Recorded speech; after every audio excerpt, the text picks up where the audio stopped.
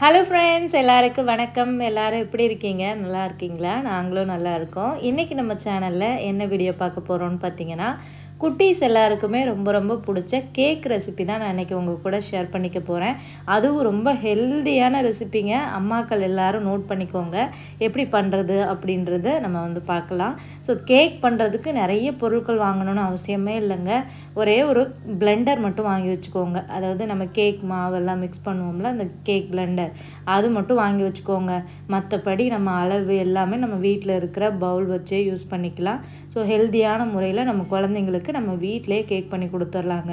கடையில் போய் நம்ம அதிக விலை கொடுத்து வாங்க அவசியமே கிடையாது. ஏன்னா கேக்குன்னு போனாலே இப்போல்லாம் பார்த்திங்கன்னா விலை அதிகம்தான். அதுவும் இந்த மாதிரி கோதுமை மாவு கொஞ்சம் ஆர்கானிக்காக பண்ணி கொடுத்தாங்கன்னா அதை விட டபுள் விலையாக இருக்கும். பட் நம்ம ஒன்ஸ் நம்ம வீட்டிலே செஞ்சு பழகிட்டோம்னா நமக்கே அடுத்தடுத்து புரிஞ்சிடும் எப்படி பண்ணுறதுன்றத. ஸோ ரொம்ப சிம்பிளாக உங்களுக்கு புரிகிற மாதிரி இந்த வீடியோவில் ஷேர் பண்ணுறேன். வாங்க வீடியோக்குள்ளே போகலாம். ஃபஸ்ட்டு இந்த கேக் பண்ணுறதுக்கு ஒரு 2-3 பட்டை, பிரியாணிக்கு போடுவோம்ல பட்டை, அதை அரைச்சி எடுத்துக்கிறேன். இங்கிலீஷில் சின்னமோன்னு சொல்லுவாங்கள்ல, அந்த பவுடருக்காண்டி தான். ஸோ அது இந்த கேக்கில் சேர்க்கும்போது நல்லா ஃப்ளேவராக இருக்கும். நல்லா அப்படியே அந்த கேக் ஓவனில் குக் ஆகும்போதே பார்த்திங்கன்னா அப்படி ஒரு மணமாக இருக்கும். எங்ககிட்ட ஓவன் இல்லையே, நாங்கள் என்ன பண்ணுறது அப்படின்னு நீங்கள் ஃபீல் பண்ண வேண்டாம். நம்ம குக்கர்லேயே பண்ணலாம். ஓவனுக்கு பதிலாக குக்கருக்குள்ளே உப்பு கொட்டிட்டு அதை ஹீட் பண்ணிவிட்டு சிம்லேயே வச்சு குக் பண்ணுறது எப்படின்னு நீங்கள் யூடியூப்பில் செக் பண்ணி பார்த்திங்கனாலே நிறைய பேர் வீடியோஸ் போட்டிருப்பாங்க. ஸோ அந்த மாதிரி கூட பண்ணிக்கலாம். ஃபஸ்ட்டு நான் ஒரு 6 வாழைப்பழம், நல்ல பழுத்த வாழைப்பழம், நம்ம ரொம்ப பழுத்துருச்சுன்னா வீட்டில் யாரும் சாப்பிட மாட்டாங்க, அதை தூர தான் போடுவோம். ஸோ அதுக்கு பதிலாக நம்ம இந்த மாதிரி கேக் பண்ணலாம். என்கிட்ட நிறைய வாழைப்பழம் இருந்தது, போன வாரம் மார்க்கெட்டில் வாங்கிட்டு இருந்தது. ஸோ ஒரு 6 வாழைப்பழத்தை எடுத்து ஸ்பூனை வச்சு லைட்டாக மசிச்சு விட்டுட்டு ஒரு 2 நிமிஷம் நல்லா அந்த பீட்டரை வச்சு கொஞ்சம் பீட் பண்ணி எடுத்துக்கிட்டேன். அதுக்கப்புறமா 100 கிராம் அளவுக்கு பட்டர் சேர்த்துருக்கேன். பட்டரை ஃப்ரிட்ஜில் இருந்து நான் வெளியில் எடுத்துகிட்டு நார்மல் ரூம் டெம்பரேச்சர் வர்ற வரைக்கும் வச்சுட்டு, நார்மல் ரூம் டெம்பரேச்சர் அதாவது கொஞ்சம் நல்லா மெல்ட் ஆகிற மாதிரி இருக்கணும். ஸோ அந்த டைமில் அதில் சேர்த்துட்டு ஒரு 2 முட்டை சேர்த்துருக்கேன். நான் இன்றைக்கி 1.5 கப் அளவுக்கு கோதுமை மாவு எடுத்திருக்கேன். ஸோ அதற்கான அளவு தான் நான் சேர்த்துருக்கேன். வாழைப்பழம் 6 எடுத்துக்கோங்க, பட்டர் ஒரு 100 கிராம், 2 முட்டை, அதுக்கப்புறமா நான் இன்றைக்கி பவுல் அளவு தான் சொல்கிறேன், அதாவது கப் அளவு. இந்த கிண்ணத்தில் ஒரு 3/4 கப் அளவுக்கு சுகர். ஸோ என்கிட்ட நாட்டு சர்க்கரை அன்றைக்கி இல்லை, அதனால தான் நான் ஒயிட் சுகர் சேர்த்துருக்கேன். ஒயிட் சுகர் வேறு வழி இல்லை. அன்றைக்கி நாட்டு சர்க்கரை இருந்துச்சுன்னா நான் ஒயிட் சுகர் சேர்த்துருக்க மாட்டேன். நாட்டு சர்க்கரையாக இருந்தால் 1 கப் அளவுக்கு சேர்த்துக்கிறணும். அந்த ஒரு கிண்ணம் ஃபுல்லாக சேர்த்துக்கிறணும். நான் எந்த கிண்ணத்தில் சுகர் சேர்த்தனோ அதே கிண்ணத்தில் தான் 1.5 கப் அளவுக்கு கோதுமை மாவு எடுத்திருக்கேன். கோதுமை மாவு சேர்க்க பிடிக்கலைன்னா மைதா கூட சேர்த்துக்கலாம். பட்டு கோதுமை மாவு குழந்தைங்களுக்கு கொடுக்குறது நல்லது மைதாவை கம்பேர் பண்ணும்போது. அதனால தான் நான் கோதுமை மாவில் செஞ்சுருக்கேன். ஒயிட் சுகர் அப்படின்றனால அது ரொம்பவே இனிப்பு கொடுக்கும். அதனால தான் நான் 3/4 கப்பு எடுத்திருக்கேன். இப்போ ஒரு கொஞ்சமான அளவுக்கு வெனிலா எசன்ஸ், 1 டேபிள் ஸ்பூன் வச்சுக்கோங்களேன், அவ்வளோதான் நான் சேர்த்துருக்கேன். வெனிலா எசன்ஸ் சேர்க்கணுமா அப்படின்னா கண்டிப்பாக சேர்க்கணும் தான். ஏன்னா நம்ம முட்டை சேர்க்குறோம்ல, அதோட வாடை அடிக்கக்கூடாது. முட்டை வாடை அடிச்சிச்சினால கேக் சாப்பிடாம இருக்கும். அதனால் சேர்த்துக்கிறேன். அப்புறமா வெனிலா எசன்ஸ் போட்டுட்டு திரும்ப அந்த பிளெண்டர் வச்சு ஒரு 2-3 டைம் நல்லா பிளெண்ட் பண்ணிக்கிறேன். அதுக்கப்புறமா ஒரு வடிகட்டி வாங்கி வச்சுக்கோங்க கேக் பண்ணுறதுக்குன்னே.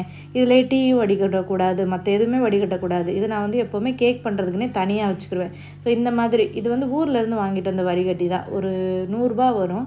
ஸோ இந்த வடிகட்டியில் 1.5 கப் அளவுக்கு கோதுமை மாவு அதில் கொட்டிட்டு ஒரு 1/2 டேபிள் ஸ்பூன் அளவுக்கு பேக்கிங் சோடா, 1/2 டேபிள் ஸ்பூன் அளவுக்கு பேக்கிங் பவுடர். பேக்கிங் சோடா தனி, பேக்கிங் பவுடர் தனி, ரெண்டுமே தனித்தனி. சூப்பர் மார்க்கெட்டுகள் போனாலே கிடைக்கும். அதுக்கப்புறமா ஒரு 1/4 டேபிள் ஸ்பூன் அளவுக்கு உப்பு, 1 டேபிள் ஸ்பூன் அளவுக்கு நம்ம அரைச்சி வச்சுருக்கோம்ல அந்த பட்டை தூள், சின்னமோன் பவுடர், அதை சேர்த்துட்டு நல்லா அந்த வடிகட்டிலே நல்லா சலிச்சிடணும். அதாவது அந்த கட்டி இல்லாத மாதிரி சலிச்சிடணும். அப்போ தான் நம்ம கேக் நல்லா பர்ஃபெக்டாக வரும். மிக்ஸ் பண்ணவும் நமக்கு ஈஸியாக இருக்கும், ஈவனாக மிக்ஸ் ஆகும். ஸோ நம்ம மாவு சேர்த்ததுக்கப்புறமா நம்ம அந்த பிளெண்டரை வச்சு மிக்ஸ் பண்ணக்கூடாது மாவை. ஸோ நான் 1 டைம் தெரியாமல் நான் மாவு சேர்த்ததுக்கப்புறமும் பீட் பண்ணிட்டேன். ஸோ பீட் பண்ணோன்னா மாவு கேக் ரொம்ப ஹார்டாகிடுச்சு. ஸோ நம்ம மாவு சேர்க்குறதுக்கு முன்னாடி மட்டும்தான் அந்த சுகர், எக்கு இது எல்லாத்தையுமே பீட் பண்ணணும். மாவு சேர்த்ததுக்கப்புறம் எப்போவுமே பீட் பண்ணக்கூடாது. ஜென்டலாக ஒரு ஸ்பூனை வச்சு நல்லா மிக்ஸ் மட்டும் பண்ணி விடுங்க. ஸோ மாவு ரொம்ப கெட்டியாக இருந்துச்சுன்னா நான் ஒரு 1/2 கப் அளவுக்கு பால் சேர்த்துருக்கேன். பாலை அட்ஜஸ்ட் பண்ணி சேர்த்துக்கணும். மாவு ரொம்ப தண்ணியாகவும் ஆயிடக்கூடாது. தண்ணி ஆயிடுச்சுன்னா வேகலை நமக்கு ரொம்ப வடிஞ்சு ஒரு மாதிரி பொங்கி வரும்போது ரொம்ப வடிய ஆரம்பிச்சிடும் உள்ள ஓவன்லேயே. ஸோ அதனால் கரெக்டான கன்சிஸ்டன்சியில் பால் ஊற்றணும். 1.5 கப்பு அந்த மாவு அளவுக்கு 1/2 கப்பு பாலுன்றது கரெக்டாக இருந்தது. ஸோ இதெல்லாம் தான் மெஷர்மெண்ட்ஸு. இப்போ வந்து கப் கேக்குக்கு நான் வந்து கொஞ்சம் எடுத்திருக்கேன், ஒரு 5 கப் கேக்குக்கு. அதில் கரண்டி வச்சு கொஞ்சம் கொஞ்சம் மாவு எடுத்து வச்சுட்டு அதுக்கு மேலே வந்து கொஞ்சம் சுகரும் பட்டைத்தூளும் மிக்ஸ் பண்ணி வந்து சேர்த்துருக்கேன். மேலே கொஞ்சம் நல்லா ஏதாவது டாப்பிங்ஸ் போடுற மாதிரி இருக்கட்டும் அப்படின்றனால. இந்த சாக்லேட் சிப்ஸுன்னு வந்து கடையில் கிடைக்கும், குட்டி குட்டியாக சாக்லேட், அதை கூட போடலாம். அந்த மாதிரி நட்ஸு கூட உடச்சி போடலாம். ஸோ இந்த பசங்க நட்ஸு வந்து மேலே போட்டோன்னா சாப்பிட மாட்டேங்கிறாங்க, அதனால தான் நான் கப் கேக்கில் சேர்க்கலை. அதுக்கப்புறம் இன்னொரு டின்னில் பேலன்ஸ் மாவை வந்து கேக் மாதிரி வந்து நான் வந்து இது பண்ணிவிட்டு ஃபில் பண்ணிவிட்டு அதுக்கு மேலே வந்து பாதாமை வந்து உடச்சி இந்த மாதிரி போட்டுக்கிறேன். உங்கள்கிட்ட என்ன நட்ஸ் இருக்கோ அதை வந்து போட்டுக்கலாம். அதே சாக்லேட் சிப்ஸ் அது சேர்த்தோன்னா இன்னுமே நல்லாயிருக்கும். ஸோ ஃபைனலாக வந்து மாவு எல்லாமே நமக்கு ரெடி ஆகிடுச்சு. ஸோ இப்போ வந்து ஓவனை வந்து நான் ப்ரீ ஹீட் பண்ணி வந்து வச்சுருந்தேன் ஒரு 10 நிமிஷத்துக்கு முன்னாடியே. ஸோ இப்போ வந்து இந்த ஓவனில் வந்து செட் பண்ணிடலாம். ஸோ அளவுன்னு வந்து பார்த்திங்கன்னா நான் வச்சுருக்க ஓவனில் இந்த டிகிரி அந்த மாதிரியெல்லாம் இல்லை. இது வந்து எப்படின்னா 1 to 10 வரை இருக்கும் ஸ்பீடு. அதாவது 1 to 10 நம்ம வந்து அதுக்கேற்ற மாதிரி அட்ஜஸ்ட் பண்ணி வச்சுக்கிறணும். ஃபஸ்ட்டு நான் வந்து ஹீட் பண்ணும்போது 10ல் வச்சு ஒரு 10 நிமிஷம் நல்லா ஹீட் பண்ணிவிட்டேன். அதுக்கப்புறம் நான் கேக்கை வந்து உள்ளே வந்து செட் பண்ணிவிட்டு அதே ஹை ஸ்பீடு 10லேயே ஒரு 10 நிமிஷம் வச்சுருப்பேங்க. அதுக்கப்புறமா நம்ம இதை வந்து கப் கேக்கு பார்த்திங்கன்னா ஒரு 20 நிமிஷத்துலேயே பேக் ஆயிரும். அதே நம்ம அந்த மோல்டில் ஊற்றின கேக் வந்து பார்த்திங்கன்னா அது எப்படி ஒரு 40 மினிட்ஸாக தான் ஆகும். ஏன்னா அதில் மாவு நிறையா இருக்குது, கப் கேக்கில் கொஞ்சம் தான். ஸோ அதனால் ஒரு 10 நிமிஷம் மட்டும் ஹை ஸ்பீடில் வச்சுட்டு அதுக்கப்புறம் நான் நார்மல் ஸ்பீடில் வந்து வச்சுருவேன். இப்போ 10ல் வச்சுருக்கேன் நான் 10 நிமிஷம், அதே நான் பாதியாக 5ல் வந்து வச்சுருவேன். ஏன்னா நம்ம 10லே வச்சோம்னா ரொம்ப கருக ஆரம்பிச்சிடும். இப்போயே பாருங்கள் லைட்டாக கருகின மாதிரி இருக்கும் எங்கள் கேக்கு.